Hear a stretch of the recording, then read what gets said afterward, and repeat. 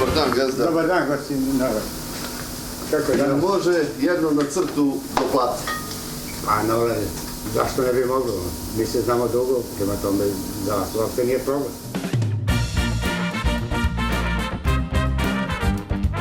Kome dajete veresiju? Pa mi uglavnom dajemo našim ljudima, to jeste, ali najviše penzionerima. Mi znamo zašto, primanja su mala, ljudi vole kafanu, vole da se druže i u tom cilju mi njima odobravamo do nekog iznosa da mogu da se upišu.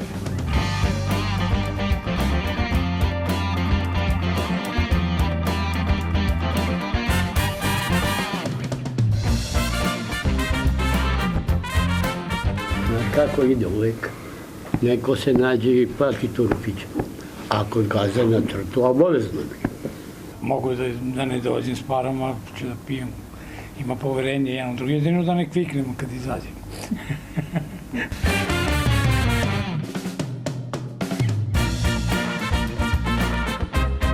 Pa, rok je vrlo jednostavan. Kad se primi penzija, to se na vreme vrati.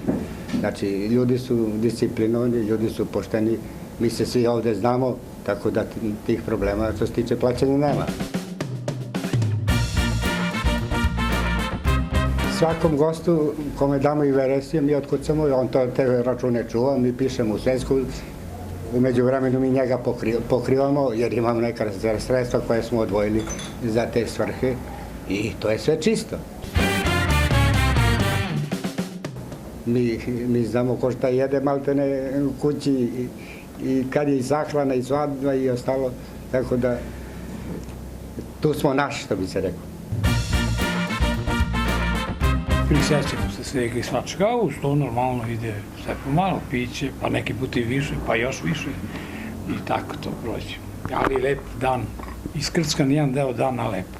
Se poštuju ti prećutni dogovori, kad dođe penzija, ono se sve reguliše? Ma jok, i zaboravimo, čekam drugu penziju, nemoj sad je bilo.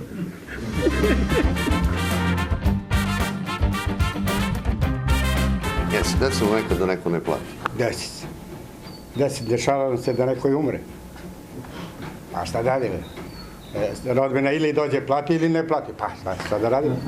Naš je čovjek potrošio tu neke pare, mi smo mu zahvali.